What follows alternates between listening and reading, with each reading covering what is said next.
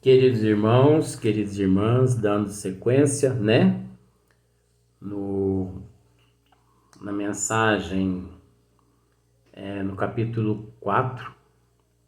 Então, nós terminamos o tema reencarnação. Agora nós vamos dar sequência no outro tema, justiça da reencarnação. Que para entender, nós vamos ter que ler o capítulo inteiro. E outra coisa ainda, olha, esse assunto é tão grande e tão maravilhoso, que não é só, eu estava fazendo uma análise aqui, não é só depois que terminarmos esse capítulo, o capítulo 4 do Livro dos Espíritos, não é só o Missionário da Luz que nós vamos ter que ler um capítulo, e também Libertação não. Nós vamos ter que ler uma mensagem no Evangelho, segundo o Espiritismo, que é a reencarnação, capítulo 3, no Evangelho. Porque se nós não fizer esse apanhado, parece que fica meio que vazio. Então é como eu disse em alguns vídeos anteriores.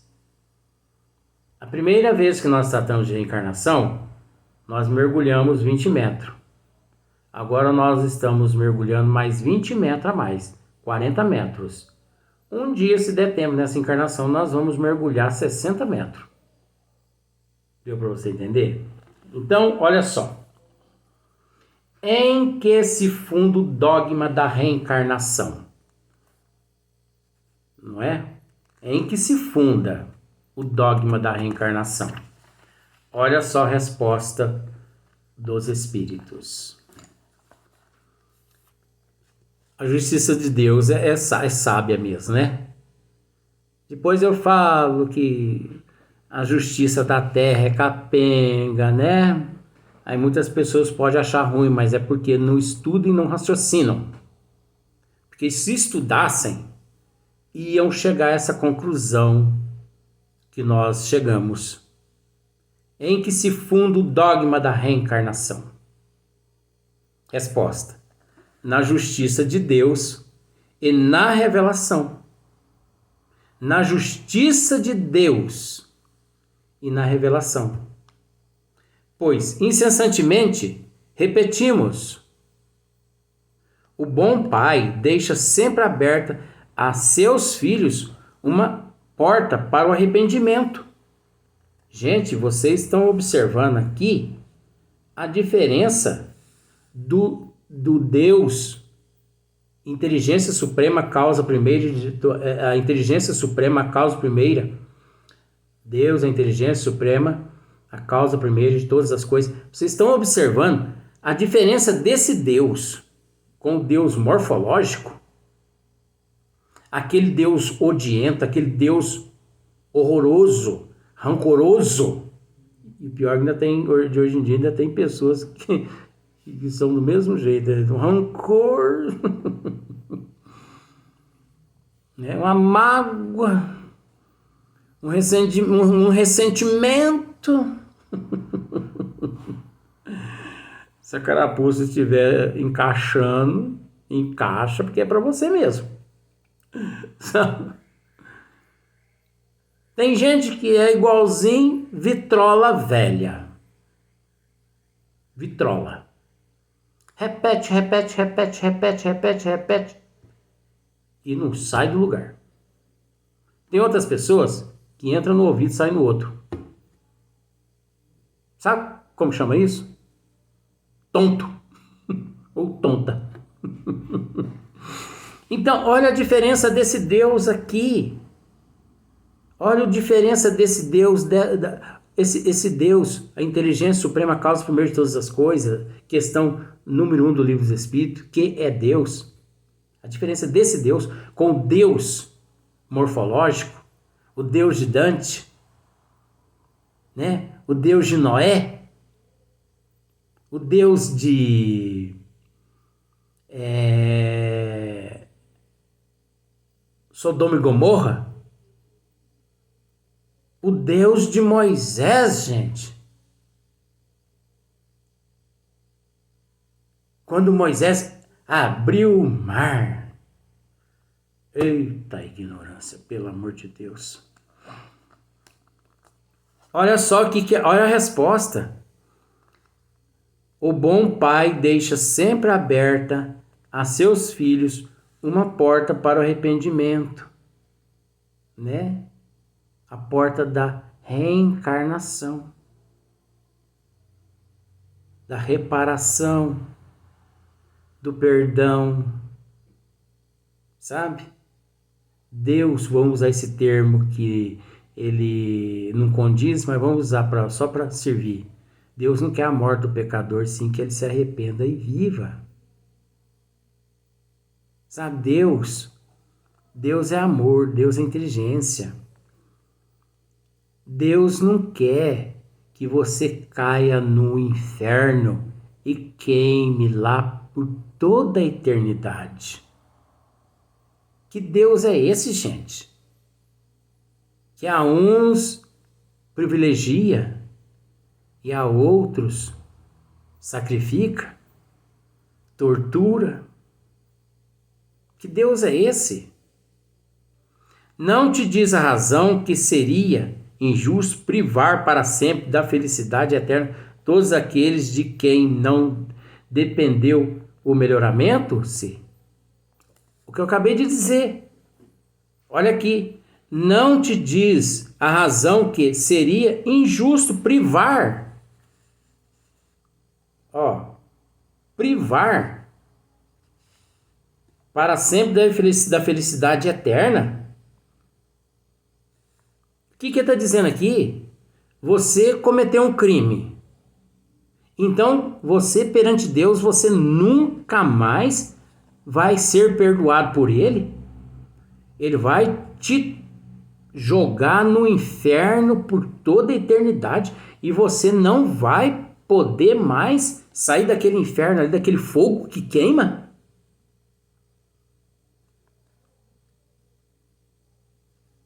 Para sempre da felicidade eterna, você não vai poder desfrutar mais da felicidade eterna, porque você cometeu um crime. Todos aqueles de quem não dependeu o melhoramento não são filhos de Deus, todos os homens. Não são filhos de Deus todos os homens. Aí a gente procura acrescentar: tudo é filho de Deus. Tudo faz parte da criação de Deus. Como que ele vai privilegiar um e, de alguma forma, escorraçar o outro, sendo que foi tudo criado por ele? Se ele criou todo mundo simples e ignorante, mas propensos ao bem, né? Aí, não, você cometeu um erro, você é castigado por toda a eternidade. Só entre os egoístas se encontram a iniquidade. Só entre os egoístas mesmo, para pensar diferente. O ódio implacável e os castigos sem remissão. Deu para você entender? Só entre os egoístas mesmo se encontra a iniquidade, o ódio implacável e os castigos sem remissão. Você não tem como se redimir. Deus não permite que você possa se redimir. Deus não permite. Dos teus erros, das tuas faltas. Deus não permite que você reencarne. É como eu disse. Mas veja bem, esse Deus é o Deus morfológico, tá? Não é o Deus do Livro dos Espíritos, da questão número 1, não. É como o caso de, como se diz, Justiniano e Teodora, que no ano de 553, né, no concílio que houve, não vou contar tudo de novo, não, no concílio ecumênico em Constantinopla, sobre a influência das trevas e do anticristo, até porque, com todo respeito, eles não fizeram lá grande coisa também, não, sabe? Ter banido do catolicismo a reencarnação. Sabe por que eles não fizeram lá muito mal e muito bem? Eles não fizeram nem mal e nem bem. Sabe por quê? Porque naquele exato momento o catolicismo estava uma zona. Estava um prostíbulo. Então você não podia acreditar em ninguém. Naquele momento, naquele concílio, ninguém era representante do Cristo. Porque eram todos corruptos. Então, como acreditar na lei por eles constituídas, elaboradas? Então, retirar a reencarnação. Como deixar a reencarnação naquele concílio? Não significava nada. Porque era tudo uma prostituição, era tudo um prostíbulo. O catolicismo naquela época, o cristianismo, aliás, o catolicismo naquela época. Por isso que Allan Kardec veio separar o joio do trigo. Allan Kardec pegou aquele cristianismo em putrefação. Em putrefação. Sabe?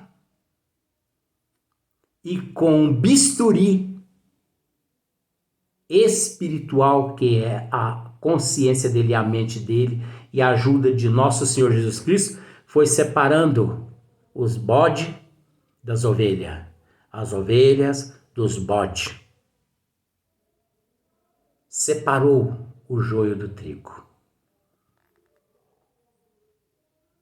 E ao separar o joio do trigo, o bode das ovelhas, foi onde, a 18 de abril de 1857,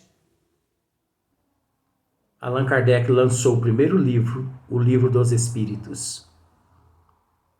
O que significa? O cristianismo redivivo, a volta do Cristo à Terra.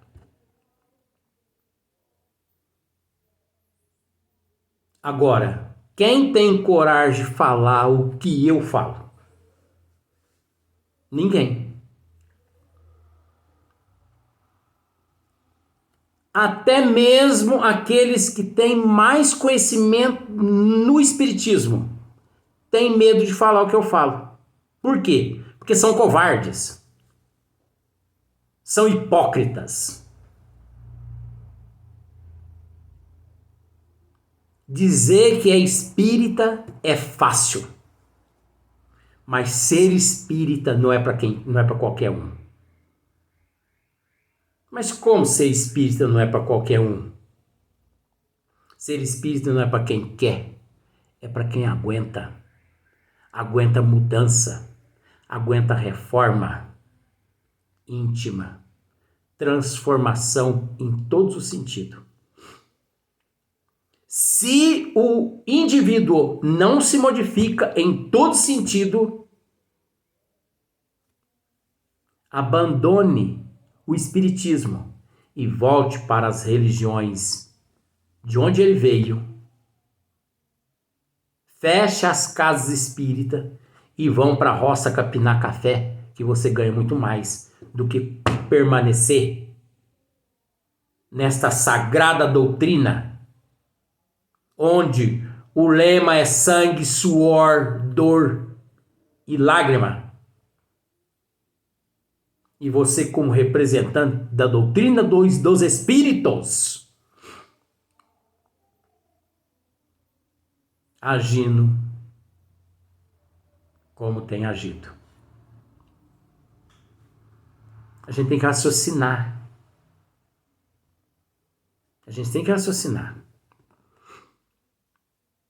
Todos aqueles de quem não dependeu o melhorarem-se, não são filhos de Deus todos os homens? Só entre os egoístas se encontram a iniquidade, o ódio implacável e os castigos sem remissão? Né? É o que nós acabamos de falar. Ninguém tem o direito de se redimir, de se melhorar. Ninguém tem o direito de pedir perdão. Ninguém tem o direito de se arrepender. Então o indivíduo, ele reencarna para quê? Por isso que existe a reencarnação. Para poder dar ao indivíduo a oportunidade. A reencarnação, gente, é uma das maiores caridades de Deus para com esses seres primitivos que somos todos nós, depois dele ter nos criado. É a segunda maior caridade, é a reencarnação. Porque é através da reencarnação que nós nos purificamos. Por que nós nos purificamos? Porque nós somos primitivos de berço. Mas não, nós somos criados simples e ignorantes? Sim, mas propensos. Só que tem uns que, em vez de pegar, simbolicamente, esse termo, tem uns que lá naquele momento, quando foi criado, em vez de pegar a estrada da direita, pegou a estrada da esquerda. Você está entendendo, né? A psicologia, né?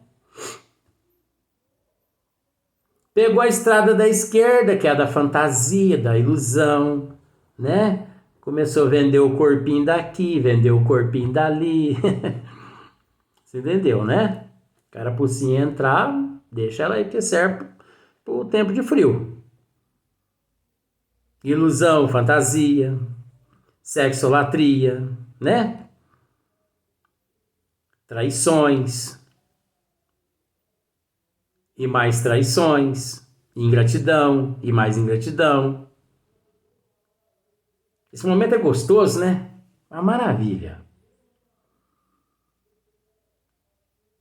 Então, o indivíduo, ele precisa,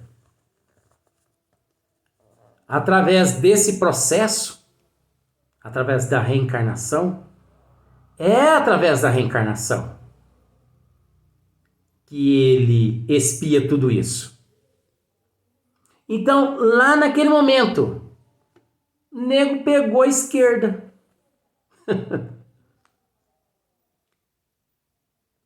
E uns optaram pela estrada da direita.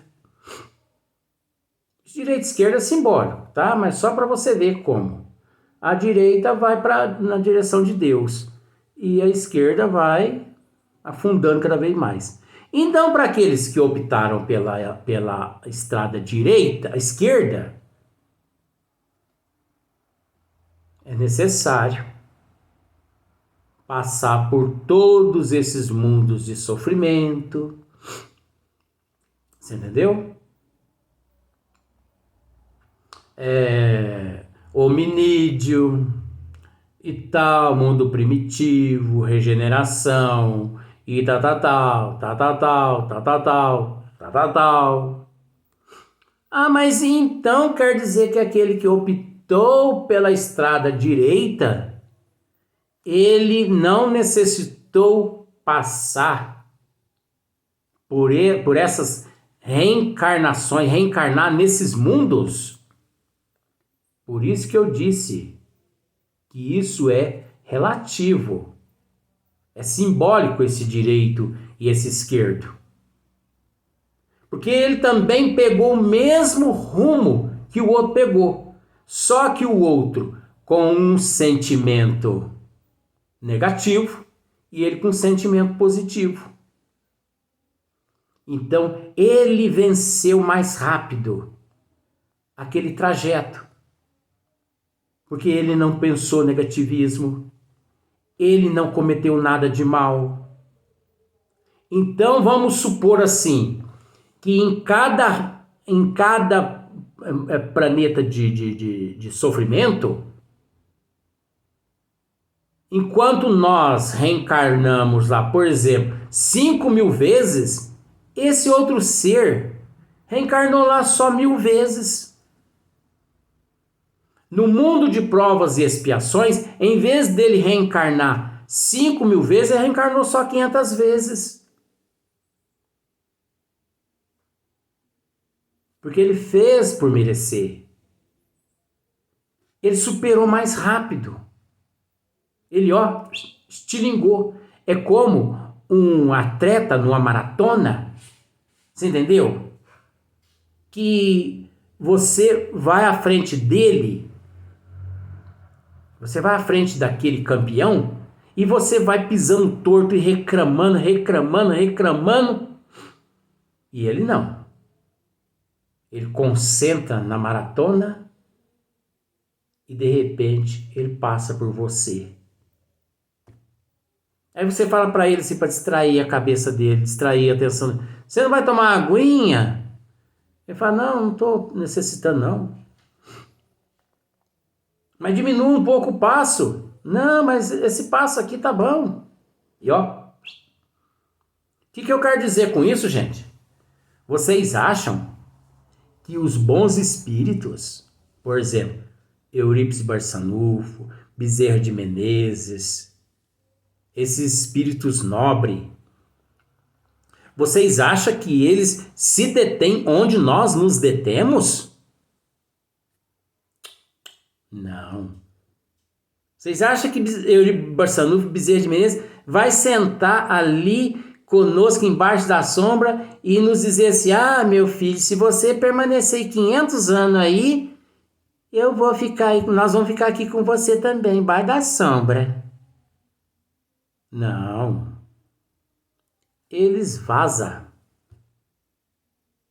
Eles continuam a evolução deles.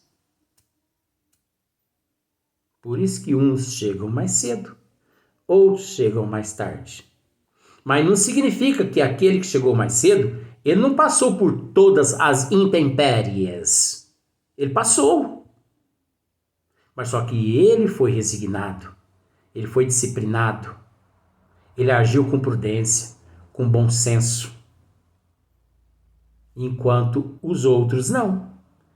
Reclamava demais. Eu não aguento esse inferno. Eu não aguento essa pedra no meu sapato. Eu não aguento essa vida. Eu vou me matar. Aí é lógico que vai chegar mais tarde um pouquinho, né? Ou você achava que esses seres iam, né? Se deter também onde nós nos detemos? Não. Esses seres não são covardes, não. Esses seres não são hipócritas, não. Hipócritas somos nós. Vamos para o próximo vídeo.